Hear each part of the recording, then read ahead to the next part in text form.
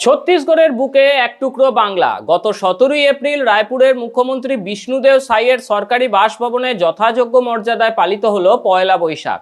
রাজ্যের বিভিন্ন জেলা থেকে আসা কয়েক হাজার বাঙালির উপস্থিতিতে অনুষ্ঠানটি হয়ে উঠল এক মহামিলন মেলা।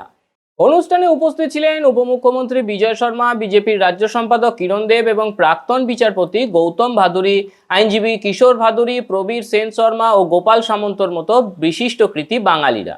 শিল্পী সোনালী চক্রবর্তী ও শিপ্রা ব্যানার্জিদের উপস্থিতিতে নারী শক্তির জয়গানও শোনা যায় সেখানে। নৈশভোজের মেনুতে ছিল খাঁটি বাঙালিয়ানা ভাত, বেগুন ভাজা, পাঁচমিশালি তরকারি আর জিভে জল আনা মাছের ঝোল। ছত্তিশগড় সরকারের এমন উদ্যোগ এখন ভারতের অন্যান্য রাজ্যের কাছে একটা বড় উদাহরণ হয়ে দাঁড়িয়েছে। নিজে কমেন্ট করে জানান বাংলার বাইরে এমন আভিজাত্যপূর্ণ বাঙালি উৎসব আর কোথায় দেখেছেন আপনারা। শেয়ার করে ছড়িয়ে দিন এই গর্বের খবর।